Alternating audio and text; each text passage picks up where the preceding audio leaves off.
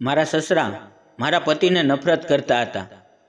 તેથી મિલકતના લોભમાં હું મારા પતિને છોડીને મારા સસરા સાથે કરાવવા ચાલી ગઈ. જ્યારે હું રૂમમાં પ્રવેશી તો મારો જીવ નીકળી ગયો, કારણ કે સસરા તો બહાર કાઢીને તૈયારીમાં મેં એક સુંદર નાઇટી પહેરી હતી અને મેં છેલ્લી વાર અરીસામાં મારું ફિગર જોયું. મારા હોઠ પર લાલ લિપસ્ટિક અને મારા ખુલ્લા વાવ મારી સુંદરતામાં વધારો કરતા હતા. મને વિશ્વાસ હતો કે કોઈ પણ પુરુષ મને આ રીતે જોઈને મારા માટે પાગલ થઈ શકે છે. પછી મારા સસરા, જે 60 વર્ષની ઉંમરે લાંબા સમયથી એકલા જીવન પસાર કરી રહ્યા હતા, તે કેમ મારા કાબૂમાં ન આવે? કોઈ પણ સ્ત્રીને એક પુરુષને તેની કાબૂમાં કરવો મુશ્કેલ કામ નથી. અને પછી એક એવો પુરુષ જેની પત્ની દુનિયામાંથી ગયાને ઘણા વર્ષો થઈ ગયા હોય, તેની ભાવનાને જાગૃત કરવી મુશ્કેલ કાર્ય નહોતું. આ વિચારીને મેં તૈયારી કરી. હું એક એવી સ્ત્રી હતી જે કોઈ પણ પુરુષના હૃદયમાં આગ લગાવી શકે છે. મને વિશ્વાસ હતો કે આજે રાત્રે હું મારો હેતુ પૂરો કરીશ અને મારા સસરાને મારા માટે પાગલ બનાવીશ. એકવાર મેં મારા હુસ્નના જાળમાં ફસાઈ ગયો તો પછી આ બધી મિલકત મારી બેગમાં આવશે. મેં મારા વખાણ કરતા જ્યુસનો ગ્લાસ ઉપાડ્યો અને તેમાં એક નશાની ગોળી નાખી. મેં વિચાર્યું, જો તે સરળતાથી મારા કાબૂમાં ન આવે તો આ ગોળી મારા કાર્યને સરળ બનાવશે. પછી બધું મારું થશે. મને આ રીતે જોઈને મને મારા ચહેરા પર હસી આવી કે મારા સસરાનું શું થશે. મને ખાતરી હતી કે તે પોતે મારા પગ પાસે બેસી જશે. હું આ બધી પ્રોપર્ટી ખાતર આવું કરતી હતી. આ મિલકત જેના ખાતર મેં તેના દીકરા સાથે લગ્ન કરવાની ભૂલ કરી હતી. પૈસો એવી વસ્તુ છે જે વ્યક્તિને કંઈ પણ કરવા મજબૂર કરે છે. તે વ્યક્તિને એવું કામ કરવા મજબૂર કરે છે જેને હાંસલ કરવા માટે વ્યક્તિ કોઈ પણ હદ સુધી જઈ શકે છે. અને હું પણ પૈસા માટે પાગલ હતી. મારા જીવનમાં સૌથી મોટી કમી પૈસાની હતી અને હવે હું તેને કોઈ પણ સંજોગોમાં દૂર જવા દેવા માંગતી નહોતી. ભલે એ મારા માટે મારા સસરા સાથે સૂવું પણ પડે. આજની રાતે મારું જીવન બદલાઈ ગયું હતું અને બધું પ્રાપ્ત થવાનું હતું જે હું ઈચ્છતી હતી. જ્યારે મેં ઘડિયાળ તરફ જોયું તો ત્યારે રાતના 2 વાગ્યા હતા. મને વિશ્વાસ હતો કે આ સમયે મારા અને મારા સસરા સિવાય આ મોટા બંગલામાં કોઈ નથી, કારણ કે તે રાતે 10 વાગ્યે બધા નોકર તેના રૂમમાં ચાલ્યા જતા. જ્યુસનો ગ્લાસ હાથમાં લઈ નાના નાના પગલાં લેતી હું મારા સસરાના દરવાજા પર પહોંચી. હાથ મૂકતાની સાથે જ દરવાજો ખુલી ગયો. મને લાગ્યું કે મારી ઉપર ઈશ્વરની કૃપા છે. પરંતુ રૂમમાં પ્રવેશતાની સાથે જ મારા માથા પર આકાશ આવી ગયું, કારણ કે અંદરનું દ્રશ્ય જોઈને મારી આંખો સામે અંધારું છવાઈ ગયું. કારણ કે મારા સસરા તો ત્યાં કપડાં વિના બંગલો, બેંક બેલેન્સ, લક્ઝરી કાર, ખબર નહીં શું શું હતું, પણ જે હતું તે બધું મારા સસરાનું હતું. અને આ એક વાત મારા દિલને, મેં આ ગેરસમજમાં મારા પતિ સાથે લગ્ન કર્યા હતા કે તે કરોડપતિ પુરુષ છે, પરંતુ લગ્નના બીજા દિવસે મને મારા પતિની ઓકાત જોવા મળી અને મને મારા નિર્ણય પર પસ્તાવો થવા લાગ્યો. કાશ મને લગ્ન પહેલાં ખબર હોત કે આ બધું મારા સસરાના નામે છે અને મારા સસરા મારા પતિને હદ બહાર નફરત કરે છે, તો મેં મારા પતિને બદલે મારા સસરા સાથે લગ્ન કર્યા હોત. કારણ કે મારો એક જ હેતુ હતો અને તે માત્ર પૈસા મેળવવાનો. પણ હવે કહેવાનો કોઈ ફાયદો નથી, કારણ કે હું પરિણીત હતી અને મારા પતિ મને પ્રેમ કરતા હતા. તે કોઈ પણ સંજોગોમાં મને છોડીને જવાના નહોતા અને મને તેને છૂટાછેડા આપીને કંઈ પણ મળવાનું નહોતું.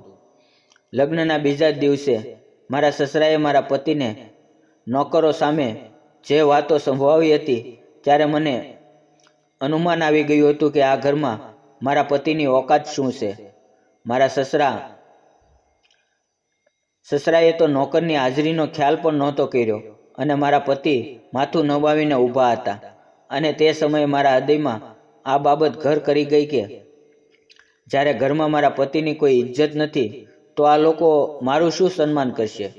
પરંતુ મારા સસરા મારા પતિ સાથે આવું વર્તન કેમ કરતા હતા મને આ ખબર નહોતી. મેં વિચાર્યું કે હું મારા પતિ અને સસરા વચ્ચેની સમસ્યા શું છે તે જાણવાનો પ્રયત્ન કરું કે મારા સસરા તેમના પુત્રને આટલી નફરત કેમ કરે છે, જેથી હું કોઈ રીતે આ બાબત હલ કરી શકું. તો આ બધી સંપત્તિ મારા પતિના નામે થાય, કારણ કે તે તેના પતિનો એકમાત્ર પુત્ર હતો. અને તેથી મેં આ જાણવાનો પ્રયત્ન શરૂ કર્યો. ક્યારેક હું ઘરના નોકરોને પ્રશ્નો અને જવાબ કરતી હતી, તો કેટલીક વાર તો હું મારા પતિને પૂછવાનો પ્રયત્ન કરતી, પરંતુ નોકરોને કંઈ પણ ખબર નહોતી. દરેક વ્યક્તિ એમ જ કહેતું કે મોટા માલિક ગુસ્સાના તેજ છે, તે નાના માલિક સાથે આ રીતે જ વાત કરે છે. અને જ્યારે પણ હું મારા પતિ સાથે કોઈ વાત કરતી ત્યારે મારા પતિ પોતાના વિશે એક શબ્દ પણ સાંભળવો ગમતો નહોતો. જ્યારે પણ હું મારા સસરાનો ઉલ્લેખ કરતી ત્યારે મારા પતિ ગુસ્સામાં આવી જતા. તેથી સમય પસાર થતાં મેં આશા ગુમાવી દીધી અને હું નાની વસ્તુઓ માટે પણ તડપવા લાગી. પરંતુ મારા પતિ પોતાના પિતાના બિઝનેસમાં એક નાના વર્કર હતા અને મારા પર લૂંટાવા માટે તેની પાસે પૈસા નહોતા. તેને ફક્ત પગાર મળતો હતો અને તે મહિનો કાઢતા હતા. જ્યારે પણ હું મારા પતિ સાથે કંઈક જીદ કરતી ત્યારે મારા પતિ તેનો હિસાબ લઈ મારી પાસે બેસી જતા કે આ વસ્તુ તેના પગારથી નહીં મળે. અને મારા શરીરને આગ લાગવા માટે પણ આ જ વસ્તુ ઘણી હતી. દિવસ પસાર થતાં મારામાં બેચેની વધી રહી હતી. એમ કહેવું કે હું મહેલમાં રહેતી હતી, પરંતુ મારી સ્થિતિ નોકર જેવી હતી. પહેરવા માટે સારા કપડાં નહોતા. ઘરના નોકર મને કંઈ પણ માનતા નહોતા. જો કોઈ ઘરમાં સિક્કો ચાલતો તો તે મારા સસરાનો હતો. ખોરાક પણ તેની પસંદનો જ રાંધવામાં આવતો હતો અને મારે પણ તે જ વસ્તુઓ ખાવી પડતી હતી જે સસરા ઓર્ડર આપતા હતા. એ નિયમ પથ્થરની લકીર માનવામાં આવતો હતો. આ બાબતે મેં મારા પતિ સાથે ઝઘડો કર્યો તો તે કહેતા કે તું અહીં રહી શકતી નથી તો આપણે ભાડાના મકાનમાં જઈશું. આ સાંભળીને મારું મગજ વધુ ખરાબ થઈ જતું. હું સ્પષ્ટ ઇનકાર કરતી, કારણ કે મને રહેવા માટે આ આલિશાન ઘર તો મળી રહ્યું હતું જેને હું છોડી શકતી નહોતી.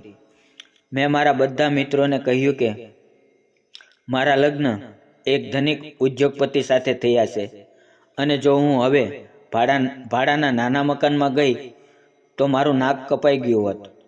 પરંતુ થોડા સમયમાં હું સારી રીતે સમજી ગઈ હતી કે જો મારે પ્રોપર્ટીનો પૂરો આનંદ લેવો હોય તો મારે મારા સસરાનું દિલ જીતવું પડશે. પછી ભલે મારા પતિને આ ગમે કે ન ગમે. મારા પતિનું મારી નજરમાં હવે કોઈ મહત્વ કે પ્રેમ નહોતો. જ્યારે મારા પતિ મને પહેલાં કરતાં પણ વધુ પ્રેમ કરવા લાગ્યા હતા. તેમના જજબાતમાં વધુ તેજી આવી ગઈ હતી. બધા સમયે મારા પ્રેમની વાર્તાઓ એને વાંચતા રહેતા, પરંતુ હજી પણ મારું હૃદય તેના માટે નરમ નહોતું.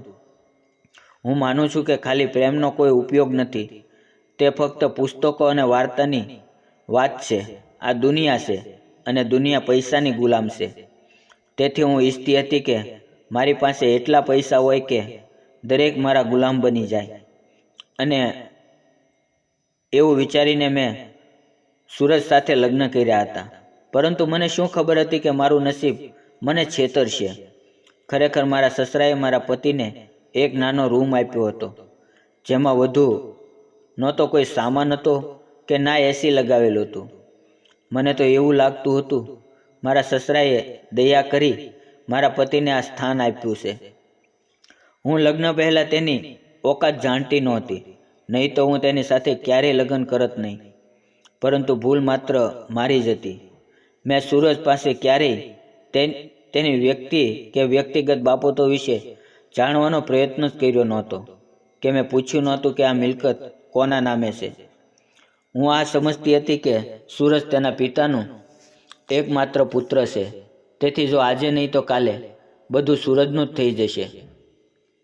પરંતુ પછી મને જાહેર કરવામાં આવ્યું કે તેના પિતા તેને નફરત કરે છે. ઘણા પ્રયત્નો કરવા છતાં હું જાણી શકી નહોતી કે મારા પતિ અને સસરાની સમસ્યા શું છે.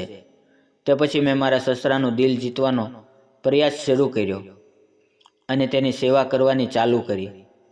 ક્યારેક તેને ચા બનાવી આપતી, ક્યારેક જ્યુસ આપતી, ક્યારેક સારું જમવાનું બનાવી અને તેની સામે એવા કપડાં પહેરતી જેમાં મારું અડધું શરીર દેખાય. પરંતુ મારી સુંદરતાની તેના પર કોઈ અસર થઈ નહીં.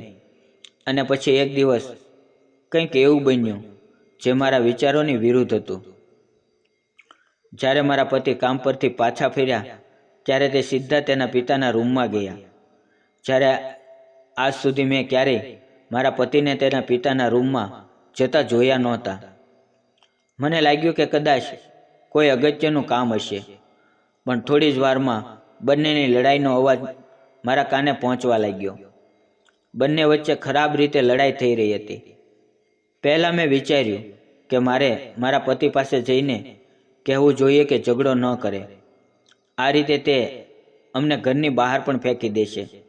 પણ પછી મારા મનમાં એક વિચાર આવ્યો કે જો તે બંને લડવા લાગ્યા અને મારા બોલવાથી કોઈ ઊંચ નીચ થઈ તો હું પણ મારા સાસરિયાઓના દિલથી ઉતરી શકું છું. હું મારા સસરાની આંખોમાં મારી સ્થિતિ બગાડવા માંગતી નહોતી, તેથી વચ્ચે જવું મને યોગ્ય ન લાગ્યું. આ વિચારીને હું મૌન બેસી ગઈ. થોડા સમય પછી મારા પતિ ગુસ્સામાં રૂમમાં આવ્યા અને કહ્યું, તારી બેગ પેક કર, હવે આપણે અહીંયા રહીશું નહીં. હું ભાડાના ઘરની વ્યવસ્થા કરું છું. અમે આ જ સમયે આ ઘર છોડી રહ્યા છીએ. તે સાંભળ્યું હતું કે આકાશ મારા માથ પર આવી ગયું. મેં મારા પતિને સમજાવવાનો પ્રયત્ન કર્યો કે આ ઘર છોડવાની શું જરૂર છે, પરંતુ મારા પતિના માથા પર ગુસ્સો હતો. તેને કહેવાનું શરૂ કર્યું કે હવે હું એક ક્ષણ પણ આ ઘરમાં નહીં રહું. પછી આ કહીને તેણે મારું અને તેનો સામાન બાંધવાનો શરૂ કર્યો અને સામાન બાંધી અને મારો હાથ પકડીને બહાર લઈ આવ્યા. મિત્રો, વાર્તા ખૂબ જ મોટી હોવાથી આપણે ફરી મળશું આવતીકાલે આના બીજા ભાગની અંદર. આ વિડીયોની નીચે લિંક આપેલી છે, તો આવતીકાલે ફરી બીજો ભાગ જોવા પધારશો. વિડીયો પૂરો જોવા બદલ આપ સૌ મિત્રોનો ખૂબ ખૂબ દિલથી ધન્યવાદ.